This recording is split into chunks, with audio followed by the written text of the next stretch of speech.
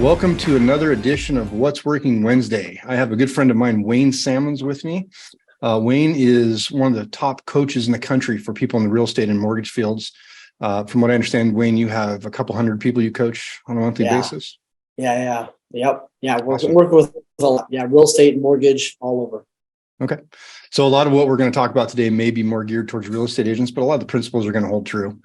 But what we want to know is from you, Wayne, and your circle of influence, what is working out there right now? Yeah, I think there's a couple things that are working. First thing that's working is agents that are they're agents and loan officers not resisting the market. So I think there's a lot of people that are resisting it. A lot of people are looking for an easier path.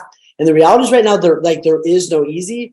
And yet there also isn't anything better that they should be doing, right? So like now is not time to go jump the fence. Now is not time to go, work for a title company. Like now is the time to nail it where you are. It's gonna be tough. But there's not greener grass out there, right? So it's like choosing where you are, choose the experience you want to have, and remind yourself like you didn't come this far to just come this far, right? Like we just got through a pandemic, all the other stuff. Like so now's the time to really lean in. And I think a couple of things we're seeing really working well right now is people that are running back to their databases is working really well right now.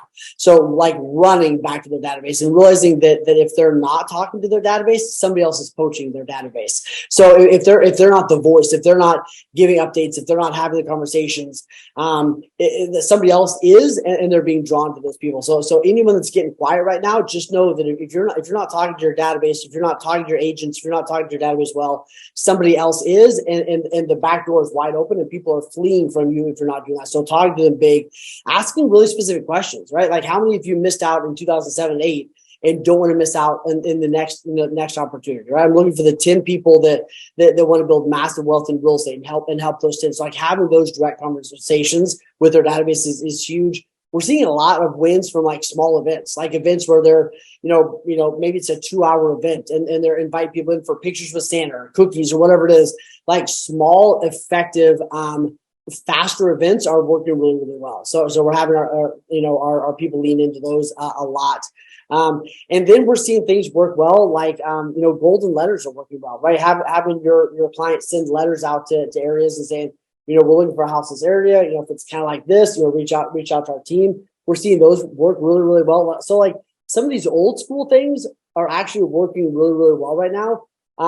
So it's a lot of it's not sexy. It's a lot of the one-on-one conversations. It's a lot of like going back and talking to people, doing smaller events. It's that stuff. We're not seeing near as much with, internet leads and some of those other things as we were in the past. Right now, it's like the one-on-one connection and taking care of people at a high level is working really, really well. Which is things that always work really, really well, right? But it seems like during COVID, we forgot how to market. And now that we came out of it, people just threw their hands up and said, I don't know what to do. Yeah, exactly. Yeah. And like the money covered up a multitude of sins, you know what I mean? And this is all these, I was coaching a big medical practice that I coached, and I was having a conversation with them today, and they're going, man, where did all the spending come from? Right. And it's like, things were good. Spending got out of control. So, that's another thing that we're seeing working well is just going back and doing an audit, and I know you do this with your clients all the time, right? It's like, what do we need to get rid of right now? What would phase 2 and what would phase 3 look like? And just prepare that if I needed to make some cuts, what would I need to do? Probably don't need to go make a ton right now, but just being ahead of it and knowing what those are. Yeah, absolutely. Yeah.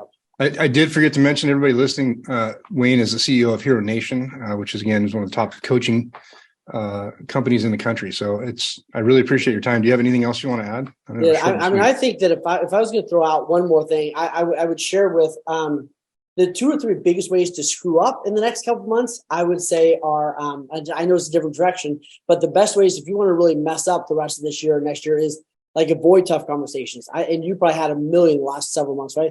But yep. Being good at having direct, good conversations with your clients is huge. If you're not good at that, like call Chad and call me, whatever, like get good at it, because you've got like avoiding tough conversations is going to mess you up big time. Not being clear on what you need to do. So living in a lane of like, I should do this. Like there's 1,000 things you could do. It all works. Choose the 2 or 3 and nail those and let go of all the shoulds. Like don't allow complexity to excuse lack of movement, right? Like get it clear, get it simple, nail 2 or 3 things. And then if you've got to learn some skills, go out and learn. And I think it's, for my clients, we're talking about, The three big things that I would tell them to do is like decisions over interest, right? There's a lot of things we're interested in. What are the 2 or 3 that we're going to commit to and be all in? To be the driver of their emotions, not let emotions drive them. They can have a bad day. They can feel frustrated, but drive their emotions. And then I think the third one is like be all where they are. Like if you're going to be wherever you're going to be all there. Figure out what days you're going to work. Figure out days you aren't going to work. Right. Figure out where you're going to say yes to, where you're going to say no to.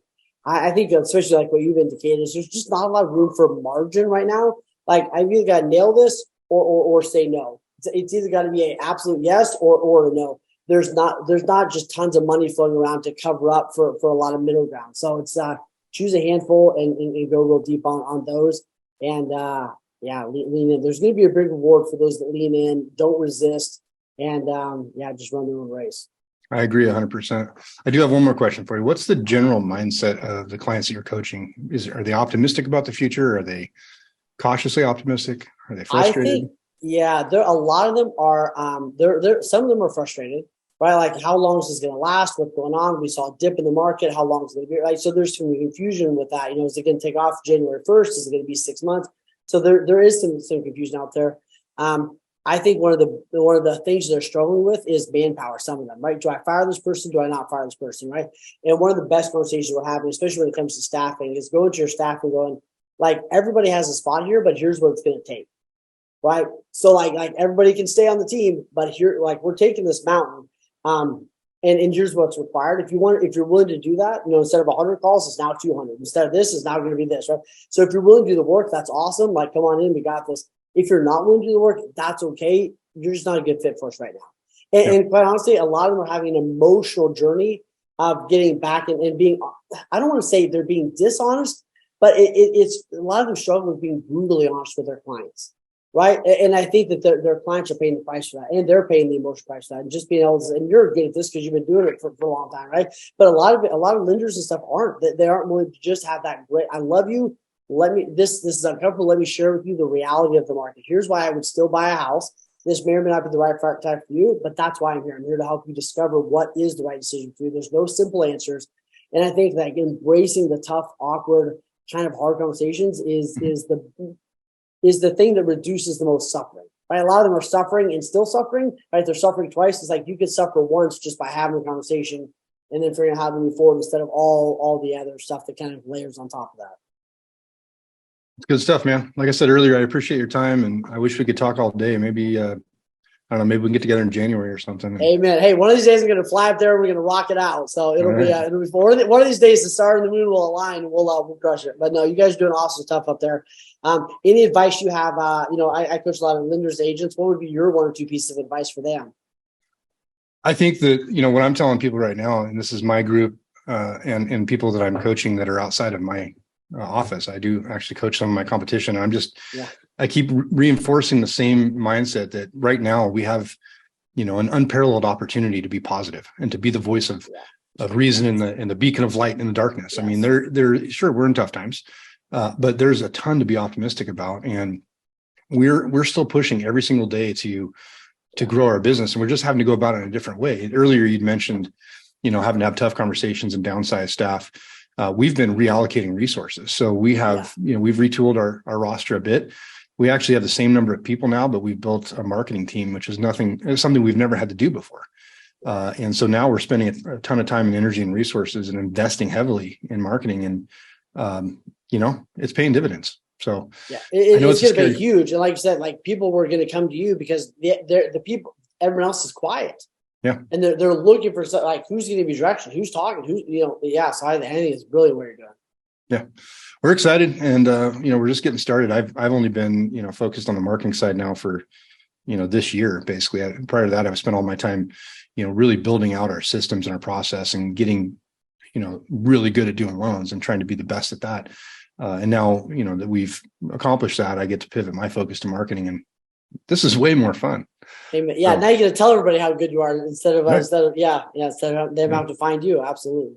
Yeah, it's good stuff. So looking forward to the coming weeks, months, and next year. I think, we have an opportunity, those of us that do everything you just said, we have an opportunity to gain market share and come out the other side of this better for it. Yeah. Amen. I agree. All right, brother. Good to see you. You too. Thank you, sir. Take care.